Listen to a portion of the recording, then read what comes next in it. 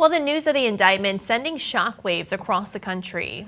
Because not only is he a former president, but he's running again to win back the White House. NBC5's Tyler Boronsky spent the evening getting people's thoughts on the latest charges. He joins us now from the newsroom with what they had to say. Tyler.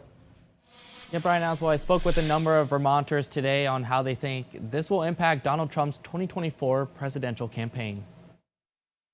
News of former President Donald Trump being indicted for a second time in as many months, this time on dozens of federal charges, bringing out passionate reaction from Vermonters. I think he should not be running again, be disqualified. While others having a different outlook. I look at the list of things that Donald Trump has done positive for this country, not that negative or the things that they're trying to bring out now, but what he's done in the time he was in there. He's done more for our country, for the people in the 4 years he was there than all the other presidents have done. Peter Bingham of Berlin doesn't understand how this indictment is happening. Once somebody's knocked once and asked, then it makes me a little concerned that they didn't come clean. Bingham believes these charges centered on the former president taking classified top secret documents to his private home in Florida and not returning them when he was told to can only hurt his presidential campaign. I'm expecting the numbers will go down. I don't know the future, but...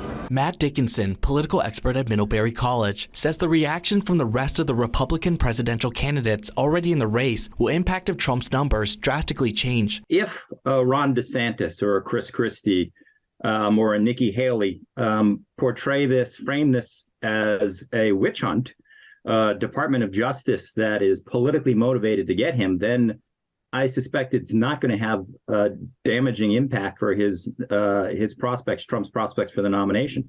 But if they change their tune and begin arguing he's damaged goods, then this could be a problem for him. In the 2020 election, which Trump lost, Donald Trump received roughly 37% of the vote in democratically leaning New York and 30% in Vermont. Dickinson says those aren't winnable states for Trump regardless. Now, we might see isolated areas like in upstate New York with an Elise Stefanik, if she comes out as staunch defender.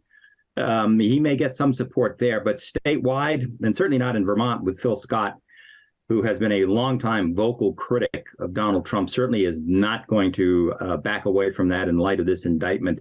So clearly not a politically strategic move if you want to bolster your support in either New York or Vermont. Former President Trump will appear at the federal courthouse in Miami Tuesday afternoon.